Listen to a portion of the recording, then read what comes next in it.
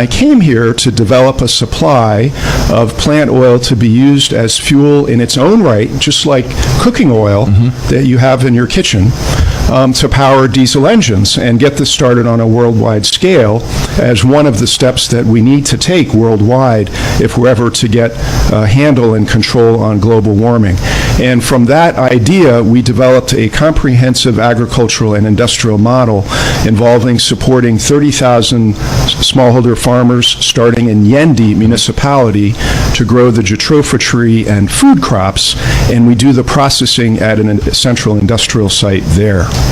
Okay. We haven't started it yet because we have off-takers for the products of the 6 factories with one exception. We're seeking to provide Alafe Foods high-protein vegetable sauce to all school children enrolled in the school feeding program in the 5 northern regions. As I'm sure you and your listeners are aware, kwashiorkor is still a big problem in the north. And we looked at our business plan and realized this was a service we could render. We don't really make money off this part of our business. To deliver to every school child on a daily basis a high-protein vegetable sauce that would provide the child between half and all of his or her daily protein needs. And we can do that on a large scale at the very low cost of 50 pesos per child meal, leaving the balance, the other 50 pesos of the one Ghana CD budget in the school feeding program per child, for the school caterers to keep their jobs, earn their profits, continue to employ their chefs, and to have money to buy the complementary ingredients such as the starch. Okay. So how did we come to this point of you saying that government officials are taking bribes? Have they taken bribes from you? Well, we haven't paid bribes. That's not our approach. It seems that many of the officials in the government tend to demand, what's in it for me? What am I going to get out of this? What percentage of your revenues am I going to get? And I've heard so many stories of other foreign investors who, upon their first meeting with a government official, they face that kind of a demand, and they just flee. They just decide, I'm not going to invest in Ghana. Because if you look at the worldwide economy, there's far more money available to invest in private hands than would come from other foreign governments. So that's the real way to launch Ghana, and particularly the North that I'm familiar with, onto sustained development. But it requires an environment where the government officials are not constantly demanding bribes. How many times have you been asked for bribes to be able to have your job done? Oh, probably, I would say, by 8 different officials, government officials. 8 different government officials? 8 to 10, yes, I would say, under the current government. Yes. Under this current government? Yes. 8 to 10? Yes. And where are they? Well, ranging from the presiding member of the Yendi Municipal Assembly, who recently took his office earlier this year. He was just elected for the first time as presiding member. What did he ask you for? Well, upon my introducing myself to him, before I even had a chance to talk about our project, which is Yendi's One District, One Factory nominee, he immediately said, what percentage of your revenues am I going to get?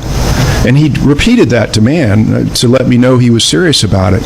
And, he's followed up with lesser demands over time, and I just had to sort of... Lesser demands like what? What is he asking for? Well, I want a bicycle, I want you to send all your people to stay at my hotel, etc.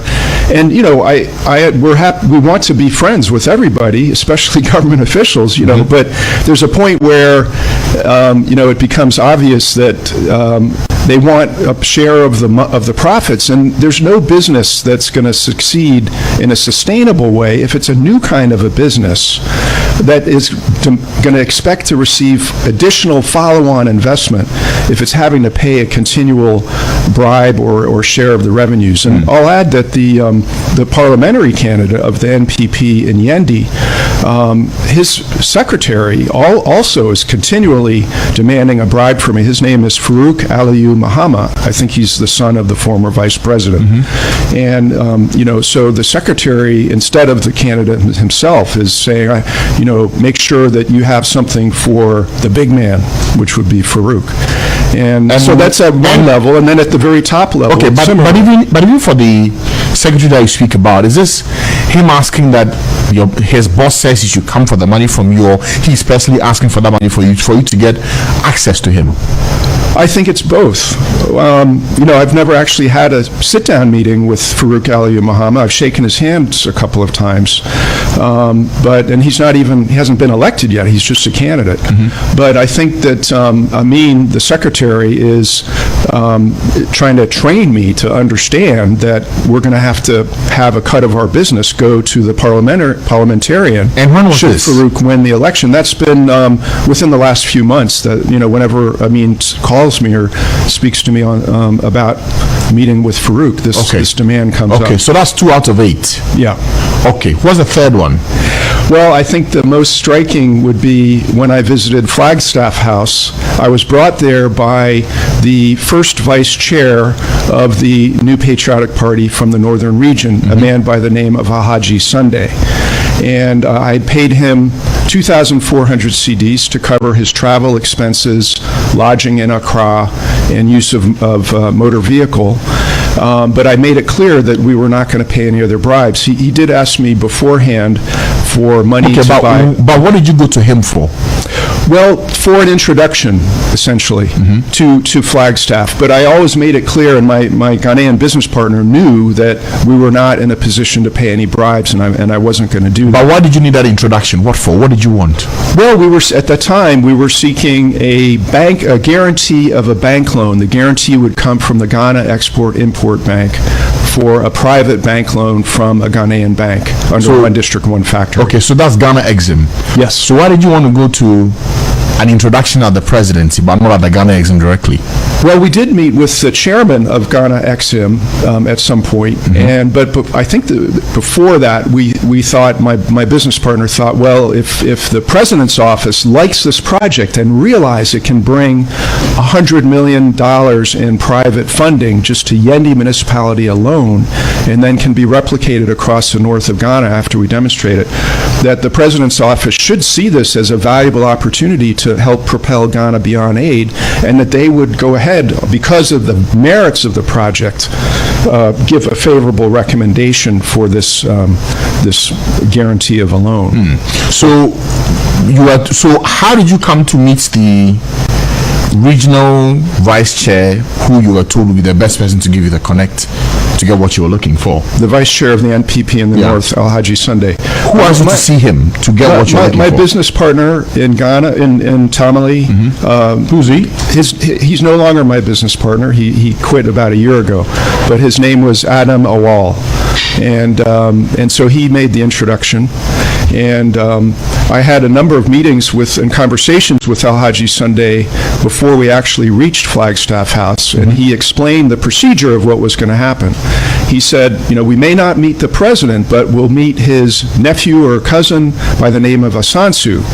And Alhaji Sunday... Asansu? Who's Asansu?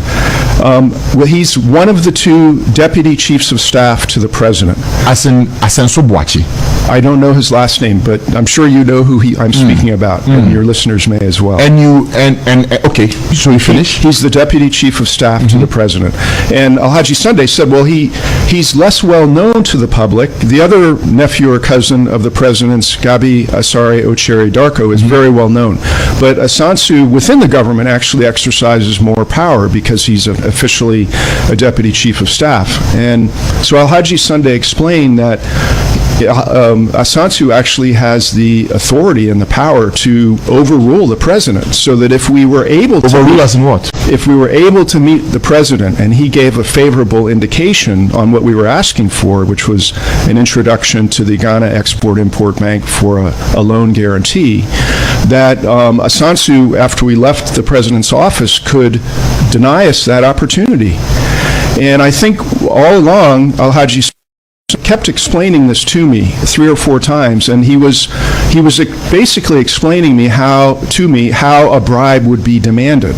And that's exactly how it turned out, that once we reached the top floor of Flagstaff, Asansu took us into a small cubbyhole office, And he immediately asked me, well, what do you want? And I started to explain our project, and he just went right into it, well, what do you want? So he was a man of business. He wanted to get to the point of why we were there. And I explained what we were seeking, which was a loan guarantee from Export-Import Bank. And that's when the meeting ended.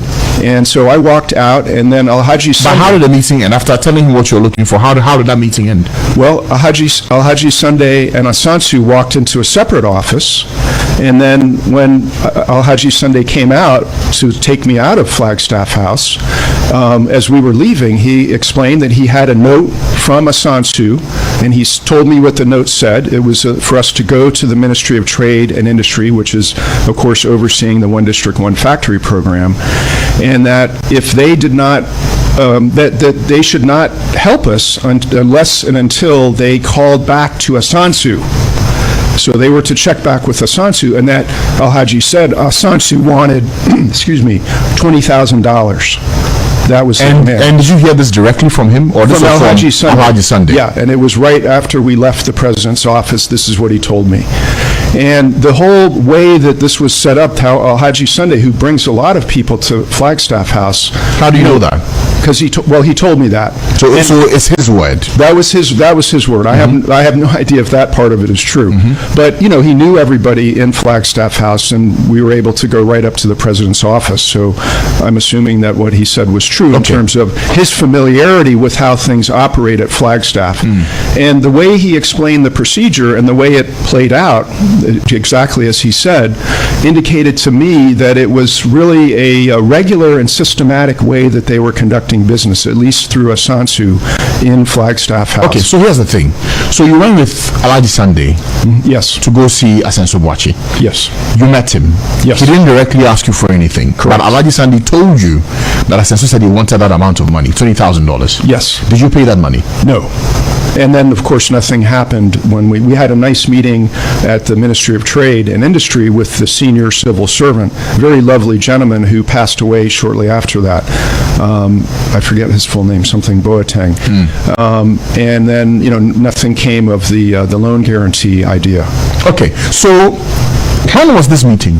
This was on December 26, 2017. 2017? Yes. It's been almost 3 years since that meeting. Correct. Why are you telling me about it today? Well, I was very reluctant because there were two factors. One is that there had been a report from another foreign investor who had made a public report that he had been demanded, I think it was $15,000 for a seat at the president's table at a dinner or a conference, and he had declined to pay that, and he made the report, and it was investigated, and nothing ever came of it. So I was afraid if I brought this to anybody's attention that nothing would ever come of it either, and then that would unfortunately harm our relations with the government. Like I said, I'm not an opponent of the government. We want our project to thrive for the north of Ghana and for all of Ghana, but at a certain point, I have to realize that this is a major problem that's blocking development in your country, and I just decided I had to come forward and speak. If tomorrow, if you're called upon to say, Mr. Kwambisa, provide evidence for what you're saying as these allegations, do you have anything to prove it? Well, I'll have my own testimony, which is truthful, and I'll tell you I happen to be a lawyer in my own country, so I'm familiar with legal things.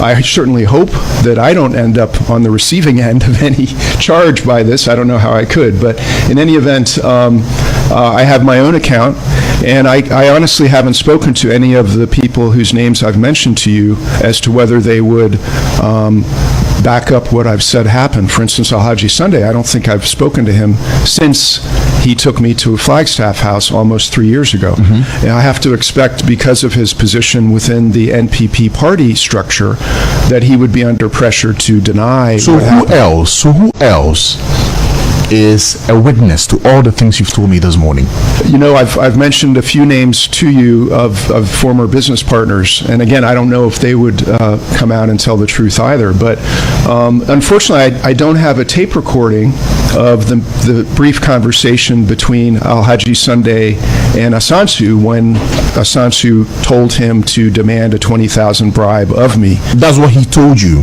That's what Alhaji Sunday told me. But you don't have any evidence that indeed that happened? I don't have that tape recording. And, you know, But were you there when that request was made? I was from Ascension to I was on the top Sunday. floor of Flagstaff House. But were you there I in was person? standing outside the room where where Asansu was writing the letter and putting the president's office seal on the note that we were to take to the Ministry of Trade, which again requested the Ministry of Trade to contact Asansu before they took any favorable action, presumably to see if we had